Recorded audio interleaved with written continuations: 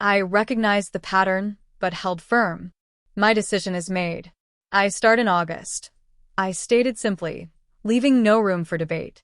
The gray area of indecision had always been where their manipulation thrived, so I eliminated it entirely. Russell University became everything I'd hoped for. I flourished in classes where professors evaluated work on merit rather than favoritism. I made friends who knew nothing of my history as Lauren's less impressive sister. I decorated my dorm room with bright colors my mother would have called attention-seeking. I dyed the tips of my hair purple simply because I wanted to.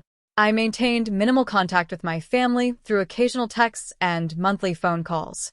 These conversations followed predictable patterns. My mother providing updates on Lauren's life, my father asking perfunctory questions about my studies without listening to the answers. I became skilled at providing just enough information to satisfy obligation without revealing anything meaningful about my new life. Meanwhile, Lauren dropped out of Western State after 3 semesters, claiming the professors had it out for her and the coursework wasn't challenging in the right ways. She moved back home permanently, paying no rent despite my father's previous insistence on adult children contributing to household expenses. My mother secured her a position at her insurance office, where Lauren's frequent tardiness and missed deadlines were excused as adjustment periods. During my sophomore year at Russell, I met Andrew in my American literature class. Unlike my high school boyfriends, he came from a large, boisterous family where siblings supported rather than undermined each other. His directness and self-assurance attracted me immediately. He'd grown up with clear boundaries and expected the same in his relationships. When I gradually shared stories about my family, his indignation validated feelings I'd suppressed for years. Andrew became more than a boyfriend. He became my champion. Where I'd been conditioned to avoid conflict, he addressed problems directly. When I struggled to articulate my needs, he encouraged me without judgment. His matter-of-fact response to manipulation, "That's ridiculous and you deserve better," slowly reprogrammed my acceptance of mistreatment as normal. After 3 years together, Andrew proposed during a weekend hike to Fairview Ridge, my favorite spot near campus. We decided to keep our wedding small and intimate, focusing our budget on a 2-week honeymoon exploring Europe rather than an elaborate ceremony. We planned a simple celebration at a local garden with close friends and select family members. When news of our engagement reached my parents, they insisted on meeting Andrew. I deliberately kept him separated from my family, but recognized this confrontation was inevitable. To my surprise, Andrew volunteered to meet them alone first. "I want to see how they behave when you're not there to witness it," he explained. "Besides, I'm curious about the people who could treat someone as wonderful as you so poorly." He returned from the lunch meeting looking stunned. Instead of Lauren attempting her usual seduction tactics, my parents and sister had presented Andrew with an outrageous suggestion for our wedding. They insisted that Lauren should walk down the aisle before me, wearing a white dress nearly identical to a bridal gown. Their justification, that Lauren was still single at 28 and might never get her own wedding day, left Andrew speechless. My initial reaction mixed rage with familiar resignation. But Andrew wasn't content to let this latest boundary violation pass. "They've been making you compromise your whole life," he said. "Let's make them think they've won one last time, but on our terms." Together with Andrew's brother Michael, we developed a plan to give my family exactly what they deserved. Andrew returned to my parents, presenting himself as sympathetic to their position. He expressed understanding of Lauren's special needs and suggested he could help convince me to agree to their demands. Andrew played his role perfectly. He told my parents he'd always wanted a larger wedding but had agreed to my modest plans to keep peace. He sighed about the simple venue we'd chosen, mentioning that the area's premier wedding destination, Lakeside Gardens, had been my dream location, if only we could afford it. My mother immediately called Lakeside Gardens and paid the substantial deposit, determined to surprise me with my dream venue. Andrew had chosen Lakeside specifically because it employed an excellent security team for its high-profile events. The pattern repeated with every wedding element. Andrew would casually mention to Lauren how I'd settled for grocery store flowers because custom arrangements from Bloom Artistry were beyond our budget. Lauren would insist to our parents that I couldn't be allowed to have tacky flowers at her special moment in the ceremony. Suddenly, funds appeared for premium floral designs. The photographer, cake, catering, and decorations followed the same trajectory. Each time, Andrew expressed appropriate gratitude while lamenting that I was so suspicious that we couldn't discuss these generous gestures openly. My parents agreed to keep their contributions secret until the wedding day, believing they were orchestrating a scenario where I would be forced to accept their terms once I saw how much they'd invested. The wedding dress presented the greatest challenge. My mother and Lauren insisted on accompanying me to appointments, where they pushed dresses that matched Lauren's preferences rather than mine. After several frustrating sessions, I found a stunning A-line dress with delicate lace detailing at a boutique during a private appointment. I purchased it immediately and arranged to keep it at my friend Rachel's house. When my mother demanded another appointment to see options better suited to your figure, I pretended to agree to a dress Lauren had selected, a poofy monstrosity with enough rhinestones to signal aircraft. The store assistant, briefed about our situation, played along beautifully, pinning the dress to appear perfectly fitted while I nodded with feigned enthusiasm.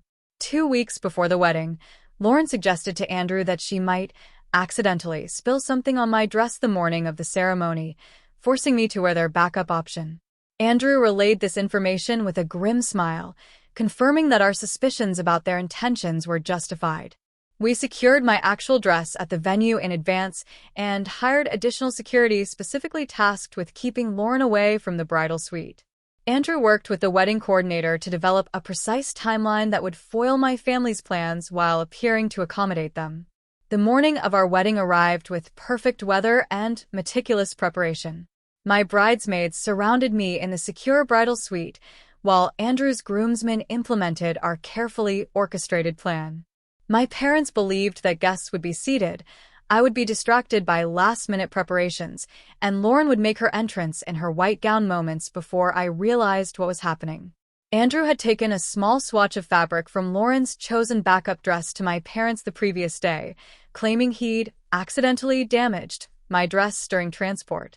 This cemented their confidence that their plan would succeed, as they believed I would have no alternative but to wear their selection.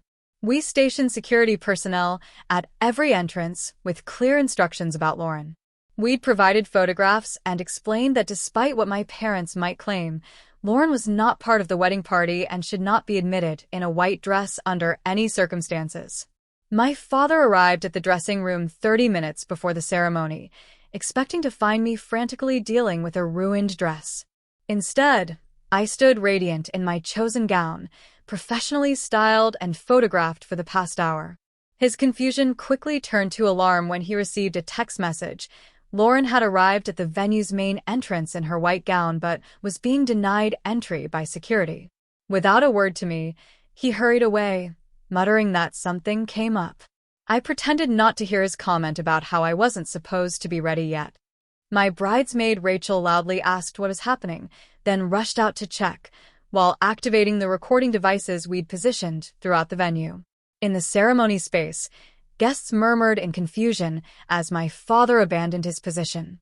Andrew's father, James, seeing the situation unfold exactly as we'd predicted, stepped forward and offered to walk me down the aisle. With a genuine smile, I accepted his arm, and we proceeded as planned while my own father argued with security guards at the entrance. Our ceremony proceeded beautifully without my parents or Lauren present. Most guests remained unaware of the unfolding drama until the reception, when the situation became impossible to hide. My parents and Lauren finally gained entry after Lauren changed into a regular dress, but they arrived visibly agitated as we finished our first dance.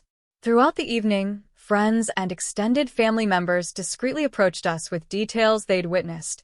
Lauren's hysterical demands to be let in wearing white, my mother's threats to sue the venue, my father's attempts to bribe security guards. Each account was documented by strategically placed friends who recorded the confrontations on their phones. When my parents finally approached us, their faces flushed with anger barely contained for public appearance, Andrew stepped forward protectively. My mother hissed accusations about our betrayal, after all they had generously contributed. My father demanded an explanation for the misunderstanding with security. Andrew smiled pleasantly for nearby guests, while quietly informing my parents that there had been no misunderstanding. The security team had very specific instructions about who was permitted to enter and under what conditions, he explained calmly. Just as we agreed during our meetings. When my father blustered that they had never agreed to ban Lauren, Andrew raised an eyebrow. I don't recall saying Lauren was banned. She simply wasn't permitted to enter wearing a bridal gown. Interesting that you immediately knew that was the issue. My mother attempted to pivot, claiming they had only wanted Lauren to feel included in the ceremony. Andrew nodded thoughtfully before responding. Then you'll be happy to know she was included exactly as much as Chloe wanted, as a guest, not as an alternate bride. Lauren's face contorted with familiar rage as she realized her manipulation had failed. You told us you'd convince her, she shouted at Andrew, forgetting the pretense that this had all been innocent misunderstanding. Andrew shrugged. I don't recall making any such promise. Perhaps you could show me the text messages or emails where I agreed to let Lauren wear white to our wedding. Of course, no such evidence existed. Andrew had been careful to keep all discussions verbal while recording them with their knowledge. My family had no proof of the promises they claimed he'd made, while we had ample documentation of their behavior.